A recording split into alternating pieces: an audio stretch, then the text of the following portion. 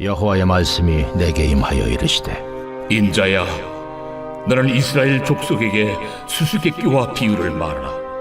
여호와께서 이같이 말씀하여 이르시되 색깔이 화려하고 날개가 크고 깃이 길고 털이 숱한 큰 독수리가 레바논에 이르러 백향목 높은 가지를 꺾되 그 연한 가지 끝을 꺾어가지고 장사하는 땅에 이르러 상인의 성읍에 두고 또 그 땅의 종자를 꺾어 옥토에 심되 수양보들 가지처럼 큰 물가에 심더니 그것이 자라며 퍼져서 높지 아니한 포도나무 곧 굵은 가지와 가는 가지가 난 포도나무가 되어 그 가지는 독수리를 향하였고 그 뿌리는 독수리 아래에 있었더라. 또 날개가 크고 털이 많은 큰 독수리 하나가 있었는데 그 포도나무가 이 독수리에게 물을 받으려고 그 심어진 두둑에서 그를 향하여 뿌리가 뻗고 가지가 퍼졌도다. 그 포도나무를 큰 물가 옥토에 심은 것은 가지를 내고 열매를 맺어서 아름다운 포도나무를 이루게 하려 하였습니다. 너는 이르기를 주 여호와의 말씀에 그 나무가 능히 번성하겠느냐? 이 독수리가 어찌 그 뿌리를 빼고 열매를 따며 그 나무가 시들게 하지 아니하겠으며 그 연한 잎사귀가 마르게 하지 아니하겠느냐? 많은 백성이나 강한 팔이 아니라도 그 뿌리를 뽑으리라. 볼지어다 그것이 심어졌으나 번성하겠느냐? 동풍에 부딪힐 때에 아주 마르지 아니하겠느냐? 그 자라던 두둑에서 마르리라 하셨다 하라. 할렐루야! 오늘도 주님과 동행하며 승리하는 하루 되시길 소망합니다. 오늘 하나님께서 주신 말씀을 통해 하나님의 기쁜 뜻을 깨닫고 은혜 받는 시간 되길 소망합니다. 오늘 우리가 묵상할 말씀은 에스겔 17장 1절부터 10절의 말씀입니다. 오늘 말씀은 바벨론의 침략으로 유다의 왕 여호야긴이 포로로 끌려가고 그 대신 시드기야가 유다의 꼭두각시 왕으로 세워져 있는 유다의 정치적 상황을 말하고 있습니다. 하나님은 이를 이해하기 어려운 수수께끼와 비유를 통해 말씀하십니다. 하나님은 왜 수수께끼와 비유를 사용하셨을까요? 예수님께서 마태복음에 이렇게 말씀하십니다. 마태복음 13장 13절입니다. 그러므로 내가 그들에게 비유로 말하는 것은 그들이 보아도 보지 못하며 들어도 듣지 못하며 깨닫지 못함이니라. 아멘. 비유의 말씀을 통해 우리의 마음 상태를 살펴볼 수 있습니다.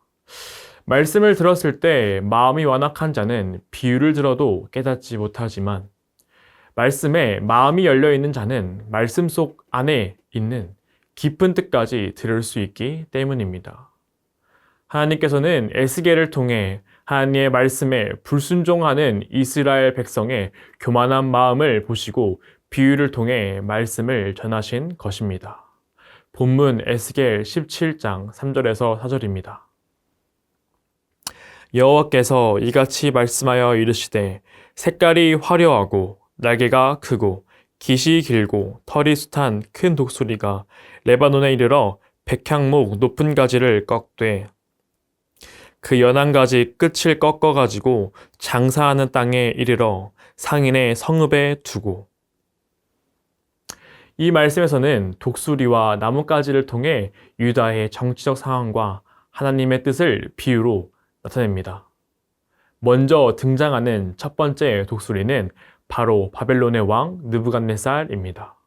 이 큰 독수리는 레바논의 높은 가지를 꺾어 장사하는 땅에 옮겼다고 하는데 이 높은 가지는 유다의 왕 여호야긴을 의미합니다.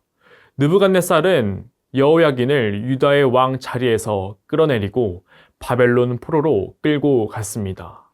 이어서 5절에서 6절입니다.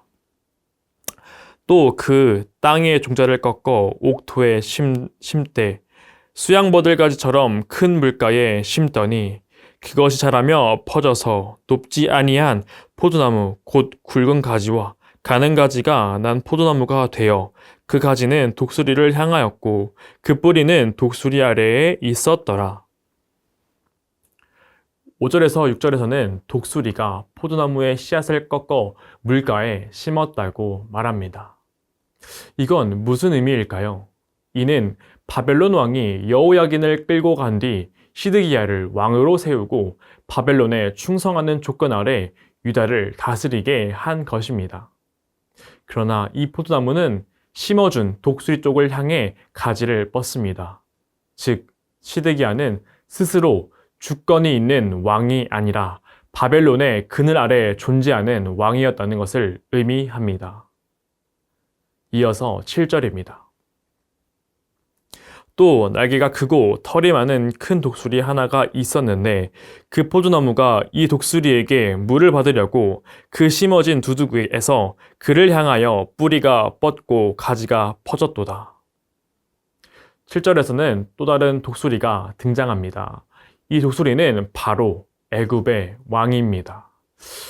시드기야는 바벨론 왕과 언약을 맺었음에도 불구하고 바벨론의 멍에가 싫어 애굽을 의지하려고 합니다. 즉 7절에 뿌리가 뻗고 가지가 퍼졌다는 비유를 통해 시드기야가 바벨론 아래에 있지 않고 애굽 아래에 있으려 하였다는 것을 드러내고 있습니다. 시드기야의 행동은 표면적으로는 정치적 전략 같지만 영적으로 보면 하나님께서 명하신 말씀에 대한 명백한 불순종이었습니다. 예레미야 27장 12절입니다. 내가 이 모든 말씀대로 유다의 왕 시드기야에게 전하여 이르되 왕과 백성은 바벨론 왕의 멍에를 목에 메고 그와 그의 백성을 섬기소서 그리하면 사시니라. 아멘. 하나님은 예레미야를 통해 시드기야에게 분명히 말합니다. 바벨론 왕의 멍에를 메고 그의 백성을 섬기라. 그리하면 살 것이다 라고 말씀하셨습니다. 즉 바벨론에 복종하는 것이 하나님의 뜻이었고 그것은 죄에 대한 심판으로 허락된 징계의 시간이었습니다. 그러나 시드기야는 하나님의 뜻을 외면하고 자신의 방법을 따라 애굽을 의지하며 살아가려 했습니다. 즉 하나님의 명령보다 자신의 방법을 우선시하며 자신의 의를 따라 불순종한 것입니다. 이 불순종의 결과는 9절에서 10절에 나옵니다. 너는 이르기를 주 여호와의 말씀에 그 나무가 능히 번성하겠느냐? 이 독수리가 어찌 그 뿌리를 빼고 열매를 따며 그 나무가 시들게 하지 아니하겠으며 그 연한 잎사귀가 마르게 하지 아니하겠느냐? 많은 백성이나 강한 팔이 아니라도 그 뿌리를 뽑으리라. 볼지어다 그것이 심어졌으나 번성하겠느냐? 동풍에 부딪힐 때에 아주 마르지 아니하겠느냐? 그 자라던 두둑에서 마르리라 하셨다 하라. 뿌리가 뽑히고 열매가 떨어지고 나무는 시들게 됩니다. 그리고 마지막엔 동풍이 불어 그 나무를 말려버립니다. 여기서 동풍은 하나님의 심판을 상징합니다. 즉 눈에 보이는 정치적 붕괴만이 아니라 하늘에서 내리는 하나님의 철저한 심판까지 겹쳐지는 장면입니다. 우리가 이 말씀을 통해 반드시 깨달아야 할 것은 하나님의 말씀에 불순종할 때 따르게 되는 분명한 결과입니다. 시드기야는 현실적이고 정치적인 판단을 통해서 애굽을 의지하려고 하였습니다. 하지만 이는 하나님께서 원하신 방법이 아니었습니다. 하나님은 시드기야가 하나님의 말씀을 순종하고 따르길 원하셨습니다. 그러나 시드기야는 자신의 생각대로 자신의 방법이 옳다고 생각하며 하나님의 말씀보다 자신의 생각을 의지함에 따라 유다의 종말을 이끄는 비운의 왕으로 전락하게 됩니다. 우리도 이 세상을 살아갈 때 상황과 여건을 자신이 가장 잘 안다고 생각하며 나의 방법대로, 나의 생각대로 움직일 때가 있습니다. 그러나 이는 하나님께서 원하시는 방법이 아닙니다. 우리는 그리스도의 종된 자로서 하나님께 물으며 나아가야 합니다. 나의 생각, 나의 의가 잘났다고 생각하는 것이 아니라 하나님께 물으며 하나님께 매달리고 붙들리는 주님의 참된 백성으로 살아가길 소망합니다. 말씀을 정리합니다. 오늘의 말씀을 통해 우리의 신앙의 태도를 돌아보기를 원합니다. 하나님의 말씀을 경외하기보다 나의 방법, 나의 생각이 더 낫다며 행동한 것은 없는지 생각해 보길 원합니다. 세상의 방법이 정답같이 보여도 이 세상의 유일한 해답은 하나님의 말씀입니다. 이러한 믿음을 고백하며 나아가는 믿음의 성도 되길 주님의 이름으로 축복합니다. 기도하겠습니다. 하나님 아버지, 오늘 시드기야의 불순종을 통해 나의 생각과 방법이 옳은 것이 아님을 깨닫게 하시니 감사합니다. 이 땅을 살아갈 때 세상의 길이 더 지혜롭고 빠른 길처럼 보일지라도 그 순간에도 하나님의 말씀을 붙잡고 주의 말씀이 참된 길이며 유일한 해답임을 믿고 따르게 하여 주시옵소서. 내 뜻을 내려놓고 주님의 뜻에 순종하는 믿음을 허락하여 주시고 고난 속에서도 하나님의 손길을 신뢰하게 하여 주시옵소서. 예수님의 이름으로 기도드립니다. 아멘.